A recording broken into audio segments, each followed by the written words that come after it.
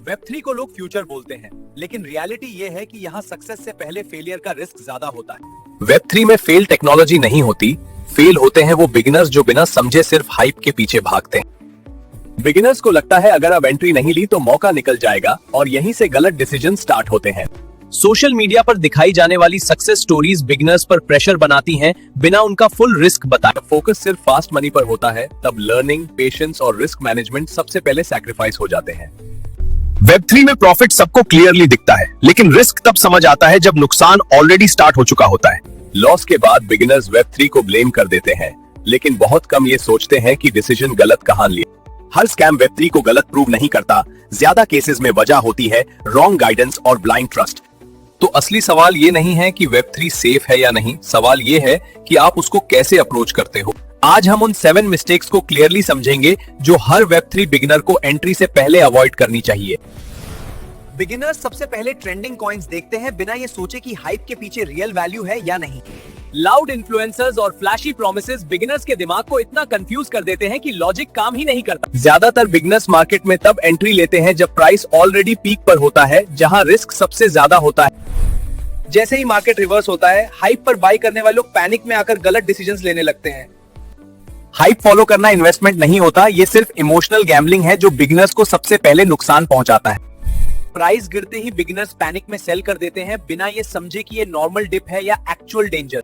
इस मोमेंट पर loss confirm हो जाता है क्योंकि डिसीजंस फियर और क्राउड साइकोलॉजी के बेसिस पर लिए गए होते हैं। हाइप इमोशनल रिएक्शन होता है, जबकि रिसर्च लॉजिकल प्रोसेस है जो बिगिनर्स को अननेसेसरी लॉस से बचाता है। वेब3 में सर्वाइव वही करता है जो इमोशंस पर नहीं, बल्कि डेटा, पेशेंस और डिसिप्लिन पर डिसीजन लेता है। इसके बाद बिगिनर्स एक और बड़ी गलती करते हैं, शॉर्टकट माइंडसेट, जो वेब3 में सबसे ज्यादा डेंजरस साबित होता है। वेब3 बिगिनर्स की दूसरी बड़ी गलती है शॉर्टकट माइंडसेट, जहां लर्निंग से ज्यादा फोकस सिर्फ फास्ट मनी पर होता है। सोशल मीडिया ने ओवरनाइट सक्सेस का ऐसा इल्यूजन बना दिया है कि बिगिनर्स पेशेंस और प्रोसेस दोनों इग्नोर कर देते हैं। शॉर्टकट माइंडसेट में रिस्क को कॉन्शियसली इग्नोर किया जाता है और यही हैबिट बिगिनर्स के कैपिटल को सबसे पहले डैमेज करती है। वेब3 में शॉर्टकट नहीं होता, यहाँ सिर्फ स्किल बेस्ड ग्रोथ होती है जो धीरे बिल्ड होती है पर सस्टेनेबल होती है। अगर आप शॉर्टकट ढूंढ रहे हो, वेब3 आपके लिए नहीं है, लेकिन अगर स्किल बिल्ड करोगे यही लॉन्ग टर्म रिवॉर्ड देगा। बहुत से बिगिनर्स बिना वेब3 का बेसिक स्ट्रक्चर समझे ही एंट्री ले लेते हैं, जिससे कंफ्यूजन और मिस्टेक्स दोनों बढ़ जाती हैं। वॉलेट और गैस फी जैसे बेसिक कॉन्सेप्ट्स ना समझने पर बिगिनर्स छोटी गलतियों में भी पैसा लूज कर देते हैं। बिना प्रोजेक्ट समझे रैंडम टोकन्स बाय करना लर्निंग नहीं, ये सिर्फ गैम्बलिंग है जो बिगिनर्स को नुकसान देता है। व्हाइट पेपर स्किप करना मतलब प्रोजेक्ट के पर्पस, रिस्क और फ्यूचर को बिना जाने इन्वेस्ट कर देना होता है। वेब3 में एक छोटी सी टेक्निकल मिस्टेक भी परमानेंट लॉस में कन्वर्ट हो सकती है अगर बेसिक्स क्लियर ना हो। यहीं पर बिगिनर्स बोलते हैं मुझे समझ ही नहीं आया, जबकि लर्निंग पहले होनी चाहिए थी। लर्निंग में प्रोसेस होता है, जबकि गैम्बलिंग में सिर्फ लक होता है, और वेब3 लक पर नहीं चलता। जैसे जैसे नॉलेज बढ़ती है, डिसीजन क्लियर होते हैं और फियर नेचुरली कम हो जाता है। बिना लर्निंग वेब3 में एंट्री लेना बिना मैप के जंगल में जाने जैसा है, जहां नुकसान ऑलमोस्ट सर्टेन होता है। लर्निंग के बाद भी अगर सोर्स गलत हो तो नेक्स्ट मिस्टेक शुरू होती है, रॉन्ग सोर्सेज फॉलो करना।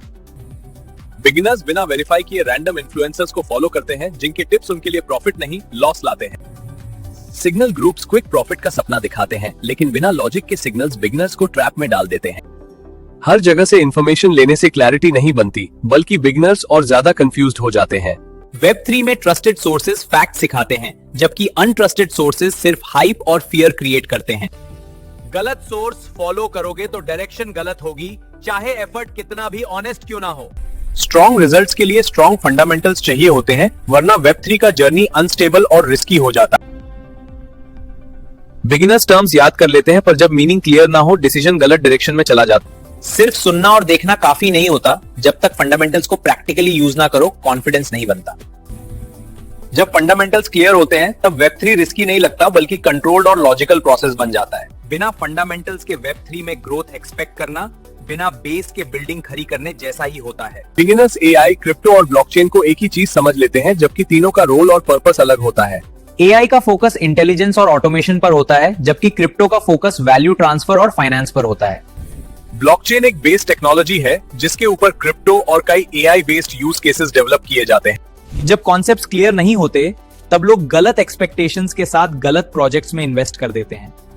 एआई, क्रिप्टो और ब्लॉकचेन को अलग अलग समझना ही वेब3 में स्मार्ट और सेफ डिसीजंस की पहली स्टेप है। जब फोकस सिर्फ पैसा होता है तब बिगिनर्स प्रोसेस, लर्निंग और रिस्क मैनेजमेंट को कंप्लीटली इग्नोर कर देते हैं। मनी फर्स्ट माइंडसेट में स्किल्स डेवलप नहीं होती और बिना स्किल्स के वेब3 में ग्रोथ सिर्फ टेम्पररी होती है। मनी के पीछे भागने से डिसीजंस इमोशनल हो जाते हैं और इमोशनल ट्रेडिंग ऑलमोस्ट हमेशा लॉस लाती है। जब स्किल फर्स्ट अप्रोच फॉलो होता है तब पैसा एक बाय प्रोडक्ट बन जाता है, प्रेशर नहीं।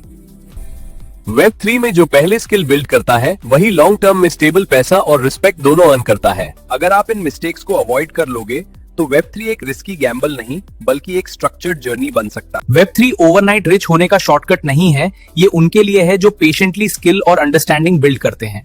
जब फोकस स्किल फर्स्ट होता है तब डिसीजंस बेटर होते हैं और पैसा नेचुरली फॉलो करता है। अगर आप वेब3 को हाइप के बिना सही तरीके से समझना चाहते हो तो चैनल को फॉलो करना मत भूलना। याद रखो, वेब3 में सर्वाइव वही करता है जो पहले स्किल बनाता है, पैसा बाद में खुद आ जाता है।